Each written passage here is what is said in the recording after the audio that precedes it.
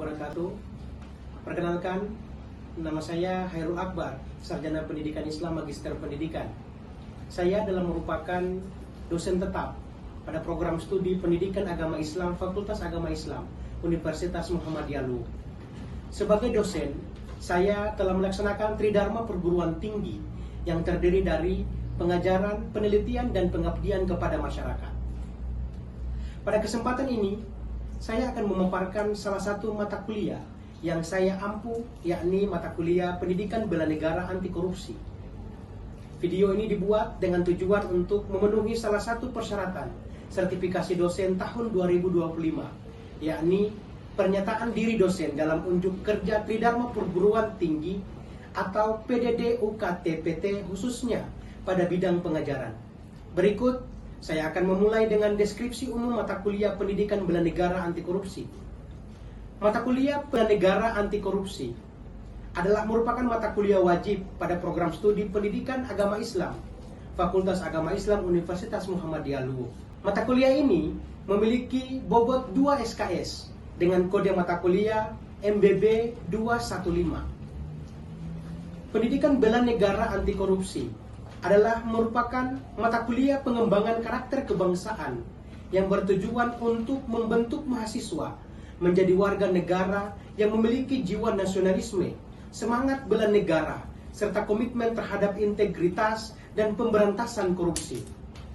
Mata kuliah ini memadukan nilai-nilai dasar kebangsaan dengan kesadaran akan bahaya laten korupsi yang menggerogoti sendi-sendi kehidupan berbangsa dan bernegara. Melalui pemahaman sejarah, nilai dan praktek bela negara, mahasiswa diharapkan memiliki kesadaran kolektif dalam menjaga kedaulatan negara secara fisik, ideologis, dan digital. Mata kuliah ini mencakup pembahasan konsep dasar bela negara dan anti korupsi, studi kasus aktual, strategi pemberantasan korupsi, serta penguatan karakter dan budaya integritas dengan metode pembelajaran partisipatif dan berbasis proyek. Mahasiswa didorong untuk berperan aktif sebagai agen perubahan dalam memperkuat ketahanan bangsa dan membangun budaya anti korupsi sejak dini. Adapun materi pokok pada mata kuliah ini, pertama, kontrak kuliah dan pengantar bela negara. Kedua, konsep dasar bela negara. Tiga, nilai-nilai dasar bela negara. Empat, ancaman terhadap kedaulatan negara. 5. Peran generasi muda dalam membela negara. 6. Studi kasus bela negara dalam dunia digital.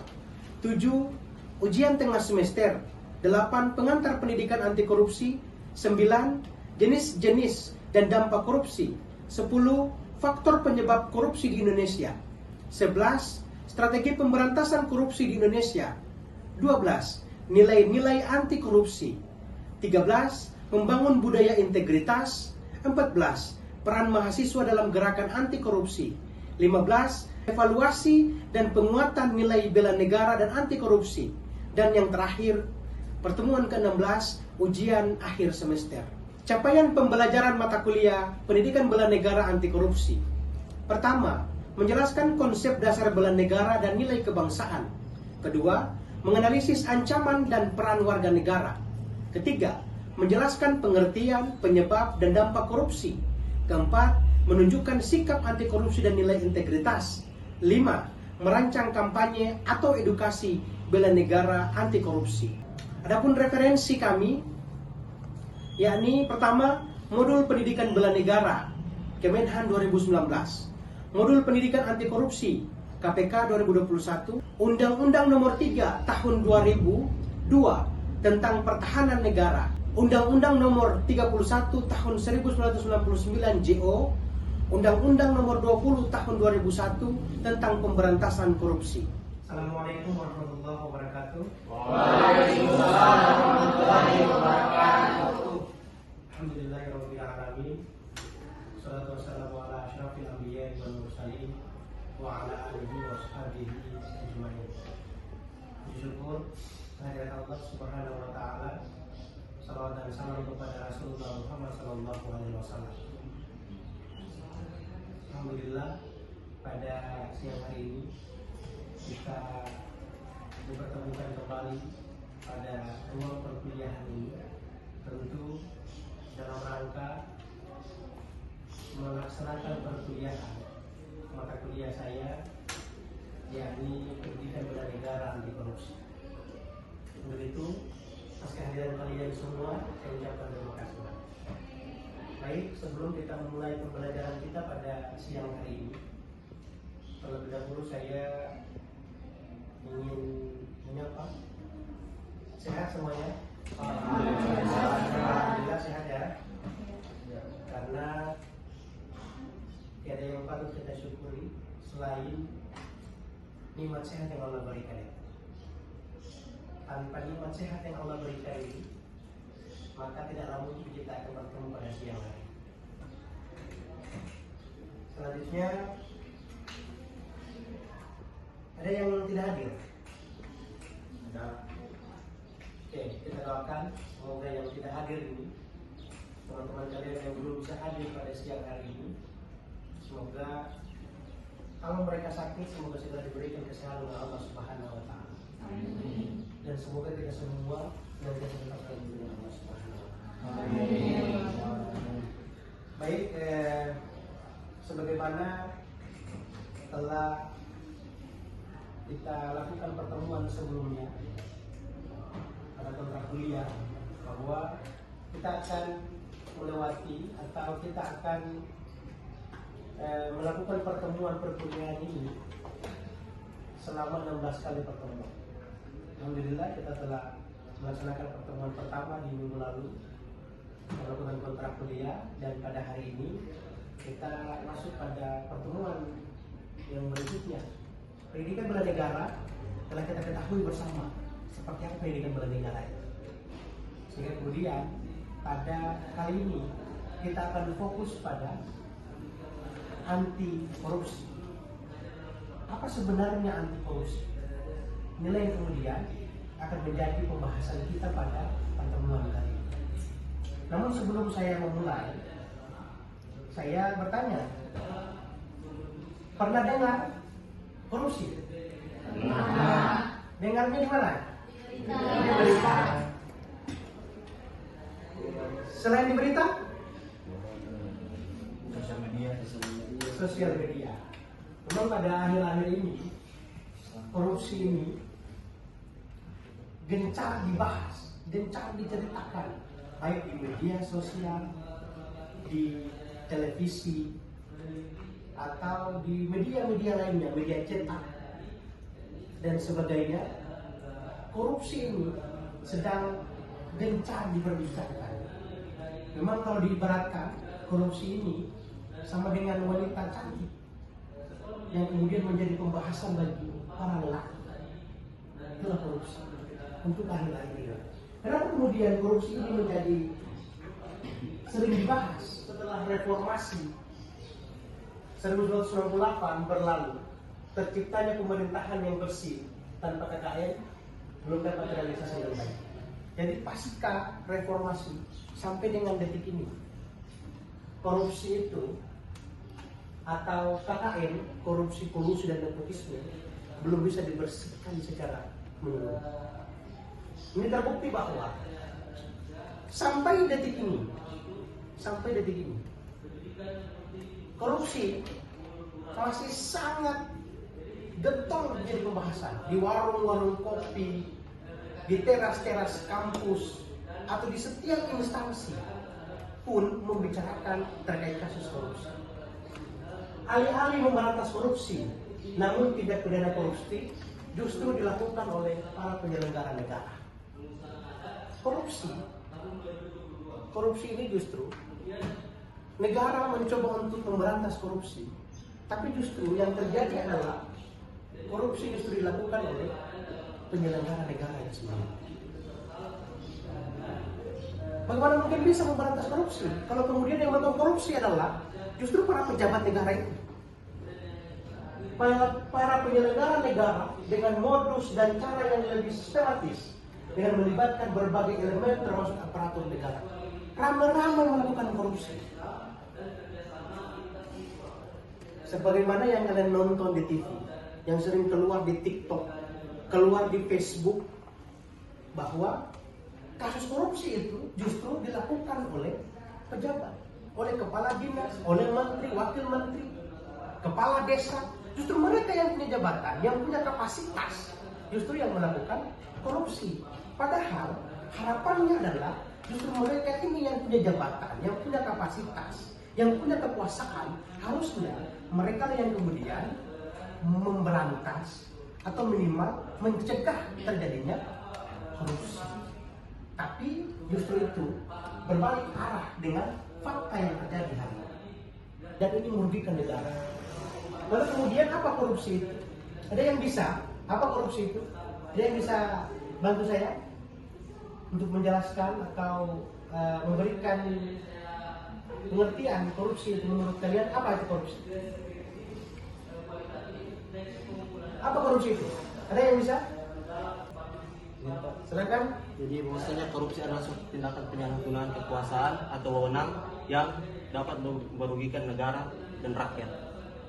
Dalam versi ajaran agama Islam, korupsi itu tidak secara jelas atau tidak secara eksplisit disebutkan kata korupsi, tapi dalam Al-Quran disebutkan kata gulul. Gulul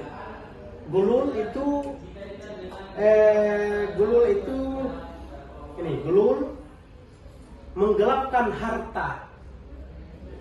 Itu gulul. Selanjutnya ada rishwah, suap, khianat atau mengkhianati amanah, dan ada fasad, membuat kerusakan dalam sistem sosial. Jadi ini ketiga kata di dalam Al-Quran ini sama artinya dengan korupsi. Selanjutnya, definisi korupsi secara etimologi.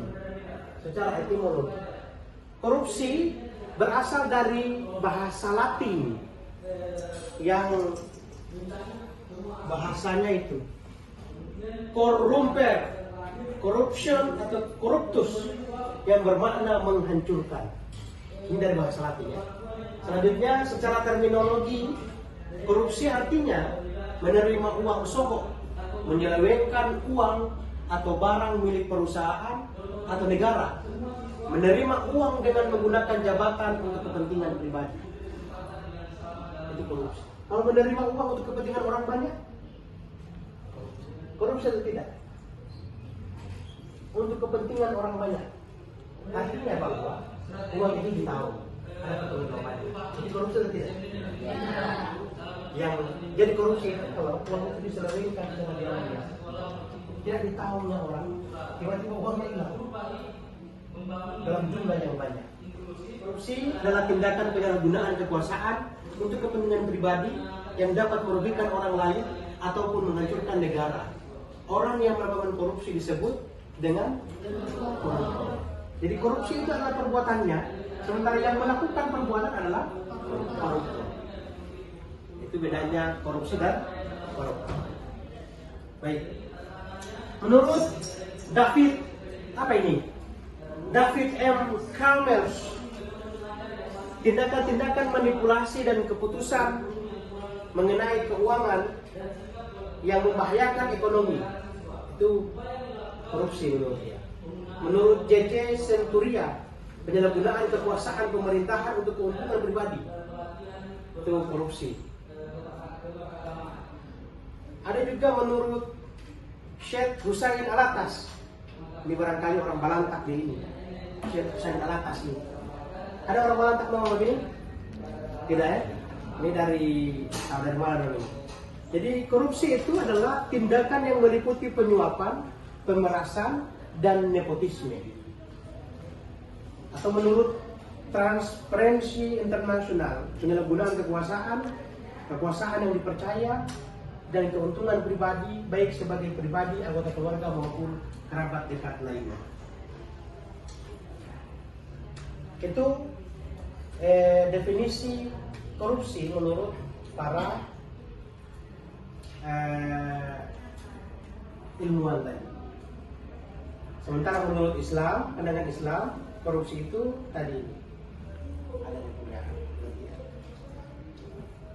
Dalam Al-Quran, korupsi itu ada dijelaskan di dalam Quran surat Al-Baqarah ayat 188. Jangan memakan harta sesama dengan cara batil dan menyuap. Ini salah satu dasar tentang korupsi.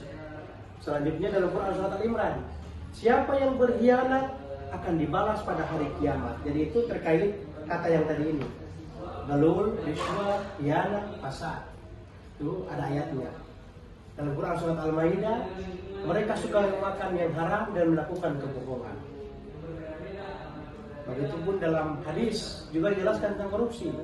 Laknat Allah atas penyuap dan penerima suap. Korupsi, suap tadi ya. Selanjutnya, siapa yang diangkat jadi pejabat dan menyembunyikan satu jarum saja, maka ia telah berkhianat. Ini tentang khianat. Ada konsep dasarnya. Kalau tadi saya sudah menjelaskan tentang pengertian korupsi menurut ilmuwan tadi, ini juga oleh para ulama juga menjelaskan tentang korupsi. Al-Ghazali misalkan menerangkan bahwa korupsi adalah pengkhianatan terhadap amanah umat. Itu Al-Ghazali. Jadi saya kemudian menjelaskan juga dari definisi para ulama atau dalam pandangan Islam, karena kita di Fakultas Agama Islam juga mungkin ada baiknya kita mengkolaborasikan antara ilmuwan-ilmuwan Barat dengan ilmuwan-ilmuwan Islam, biar jelas nih korupsi ini sebenarnya dibolehkan dalam pandangan agama atau tidak. Apakah kemudian korupsi ini hanya dilarang dari versi hukum negara kita atau kemudian juga dilarang dalam versi agama? Karena agama adalah salah satu kunci yang kemudian bisa membantu kita dalam mencegah terjadinya korupsi. Selanjutnya Yusuf Al-Qaradawi mengatakan bahwa korupsi merusak negara dari dalam. Sementara Ibnu Taimiyah mengatakan bahwa negara bisa bertahan dalam kekafiran tapi tidak dalam kezaliman. Kalau satu negara itu kafir, ada kekafiran di dalamnya, negara itu masih bisa bertahan. Terbukti bahwa dalam negara ini, di dunia ini, tidak semua negara itu berisikan orang-orang yang beriman. Ada negara yang berisikan orang-orang kafir, tapi kemudian negara itu bisa bertahan. Tapi negara itu akan runtuh kalau kemudian di dalamnya ada kezaliman. Dan aku sekalian,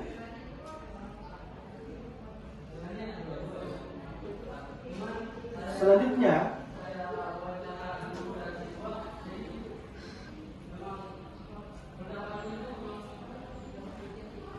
apa yang kemudian menjadi faktor penyebab terjadinya korupsi?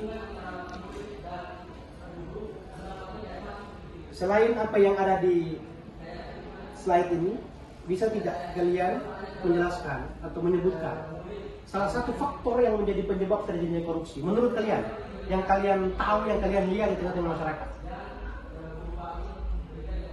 Bisa menyebutkan salah satu saja faktor penyebab terjadinya korupsi? Ada? Coba. Adanya ketidakpuasan diri. Dalam pandangan agama Islam, tidak syukur, tidak tahu bersyukur, itu adalah tidak puas diri tadi.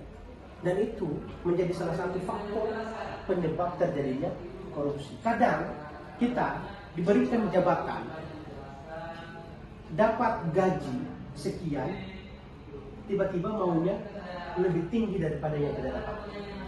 Dan ini yang banyak terjadi di tengah-tengah masyarakat. Korupsi dilakukan oleh para pejabat yang korupsi itu, oleh oknum-oknum yang korupsi itu.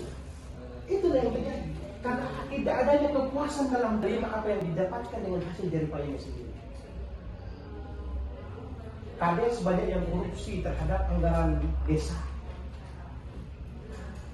tidak puas dengan gaji yang diterima, sehingga kemudian melakukan penyalahgunaan terhadap anggaran desa. Yang seharusnya anggaran desa ini bisa dimanfaatkan untuk kesejahteraan masyarakat di desa, tapi kemudian karena keserakahan, karena ketidakpuasan tadi kepala desa, oknum kepala desa ini, sehingga kemudian dia melakukan korupsi, mencuri uang desa.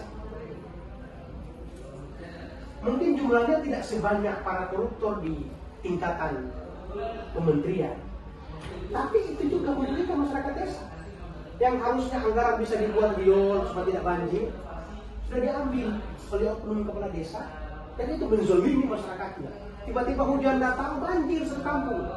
Baru kepala desa sibuk mencari pertolongan, mencari bantuan. Padahal itu terjadi karena anggaran desa tidak diperlakukan, tidak digunakan dengan sebaik-baiknya. Banyak jalan-jalan desa yang kemudian rusak, mungkin tidak bisa sepenuhnya diperbaiki dengan anggaran desa. Tapi kalau mau kemudian paling tidak pelan-pelan itu bisa direalisasi. Kan itu juga untuk masyarakat desa. Tapi yang pasti bahwa penggunaan anggaran-anggaran itu semuanya ada rujukannya, ada aturannya, sehingga tidak sembarang menggunakannya. Hanya saja bukan berarti tidak sembarang menggunakan anggaran desa itu kemudian dicuri anggarannya. Itu hal yang paling fatal ketika itu dilakukan. Sampai di sini ada yang mau bertanya terkait korupsi? Kalau ada yang mau bertanya silakan sebelum kita lanjut. Baik, langsung saja pertanyaan saya, yaitu seberapa penting konsep pendidikan anti teroris ini diterapkan dalam dunia pendidikan, baik itu pendidikan dasar sampai kepada pendidikan tinggi, dan apakah pendidikan anti korupsi ini telah diterapkan dengan baik dalam kehidupan berbangsa dan bernegara kita? Demikian Pak, terima kasih. Baik, terima kasih atas pertanyaannya. Seberapa penting korupsi diterapkan dalam dunia pendidikan? Kalau kita tanyanya seberapa, tentu kita bicara angka. Saya mencoba untuk menerka-nerka deh. Kalau diangkakan, kira-kira korupsi ini tidak juga 100% dia penting, tapi 99,99% penting korupsi ini untuk kemudian kita belajar. Sebagaimana sebelumnya tadi saya jelaskan bahwa korupsi ini yang kemudian menjadi perusak negara ini. Korupsi ini yang kemudian menjadi yang menzolimi masyarakat. Orang-orang yang mengambil harta yang harusnya kekayaan alam, kekayaan Indonesia ini harusnya itu bisa sampai kepada masyarakat Indonesia, tapi justru dikorupsi oleh mereka yang kemudian punya jabatan.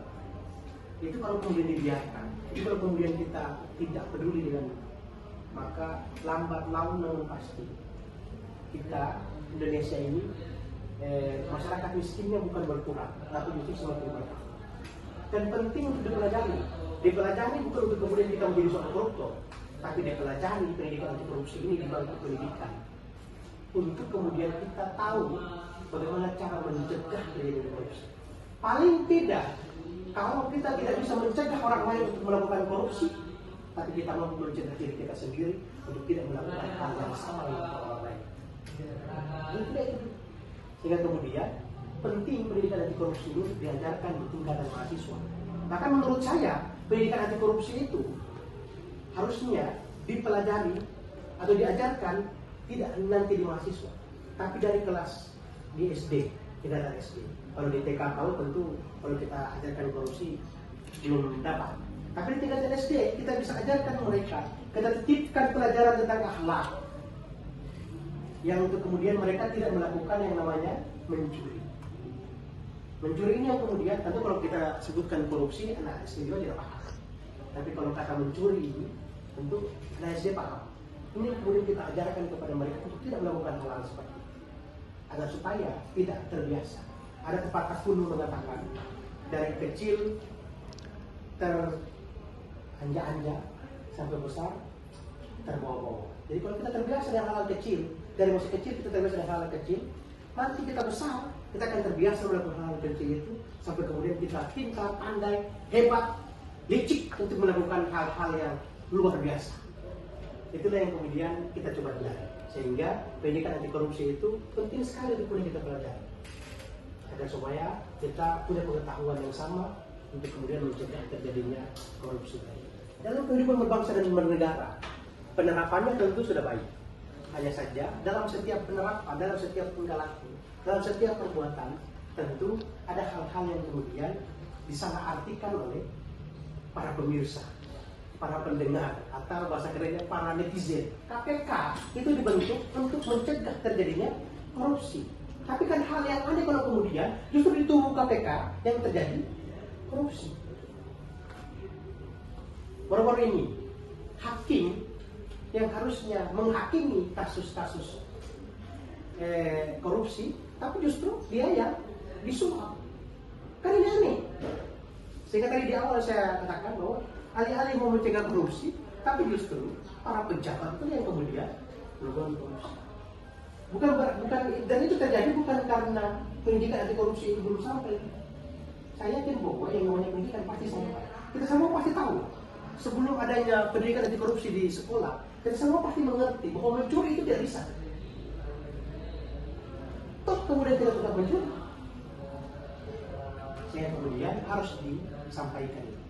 Sehingga kolaborasi antara pendidikan anti korupsi ini dengan agama Al-Quran menurut saya itu penting. Karena dalam sebuah kisah bahwa Rasulullah SAW pernah berkata bahwa ketika kalau kemudian anaknya Fatimah mencuri, maka dia akan potong tangannya. Bukan potong tangannya yang kita garis bawahi, bukan. Tapi potong tangan ini bisa diartikan bahwa memang tidak bisa melakukan pencurian. Bukan berarti harus dipotong tangan dari tangan berpikir, tidak. Menurut penafsiran saya, menurut pemikiran saya bahwa kata potong tangan ini itu menunjukkan bahwa betapa tidak dibenarkannya yang namanya mencuri. Saya kemudian dikiaskan atau dibahasakan dengan potong tangan. Harusnya bisa dihilangkan korupsi. Tapi faktanya tidak bisa. Harusnya bisa, faktanya tidak bisa. Itu mungkin yang bisa saya sampaikan pada pertemuan kita kali ini. Bisa ya? Semoga ada manfaatnya.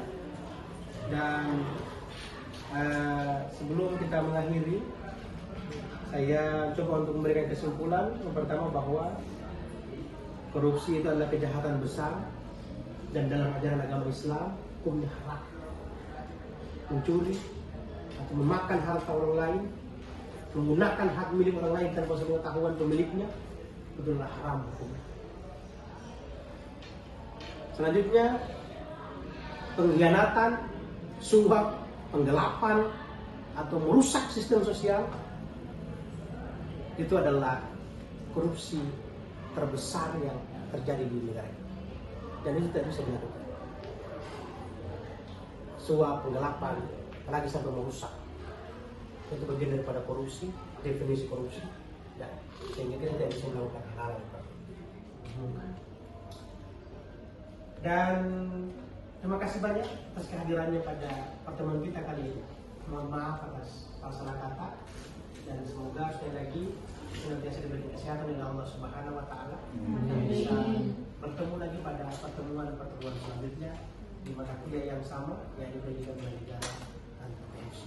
Demikian saya akhiri. Billahi fisabilillah wa taufiq khairat. Assalamualaikum warahmatullahi wabarakatuh. Waalaikumsalam.